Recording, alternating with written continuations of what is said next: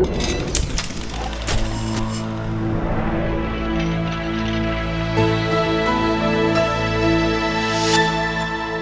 back to Pharmacy News from APP 2015.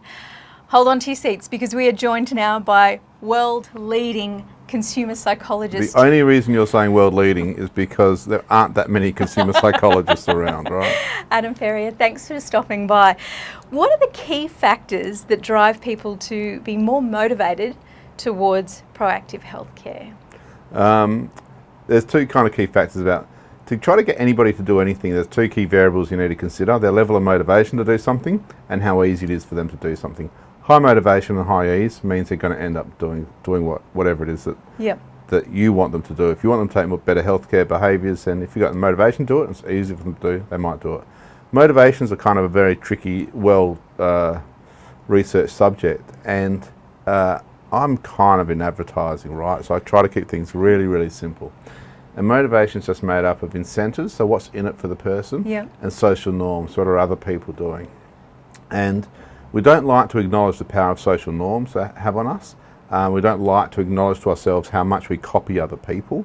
That's a really kind of, if you can kind of normalise a certain behaviour within your pharmacy, for example, then other people adopt that behaviour. And the other thing with incentives is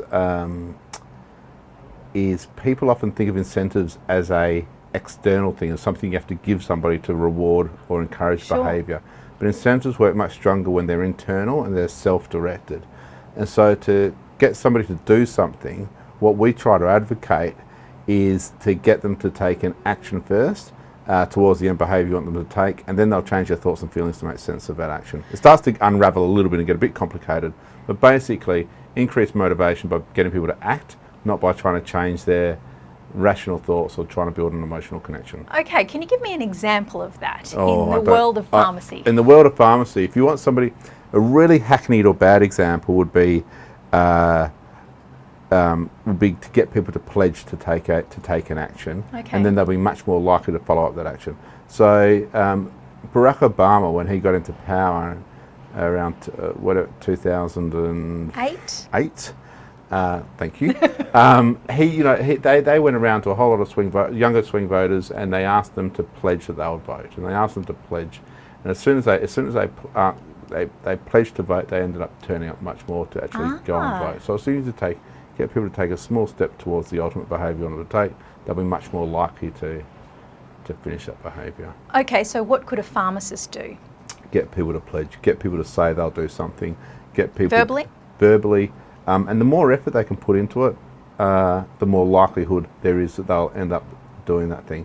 So get people to verbally say they'll do something, even get people to write down themselves. So if they want people to take their pills, for example, 3 times a day, the pharmacist could say to the patient, these are the instructions, just jot it down yourself, for example, and get them to write, you know what I mean? Get them to invest something, do something themselves, invest in the ultimate behaviour you want them to take. And the success will follow.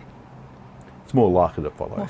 More likely. No guarantees, of course. No guarantees. It's a complicated area. So anybody who says they've got the solution is obviously a mug. Even somebody who reckons they've got half the solution, probably be wary of them as well. What about a world-leading consumer psychologist? Exactly. Be wary. With that kind of title, be wary. Adam, thank you so much for stopping by Pharmacy News. Really appreciate it. You've been one of the highlights so far of APP 2015. We'll see you back here. Thank you. You're saying that to everyone, aren't you? Oh, absolutely not. Good on you. Cheers. We'll be back shortly with more Pharmacy News.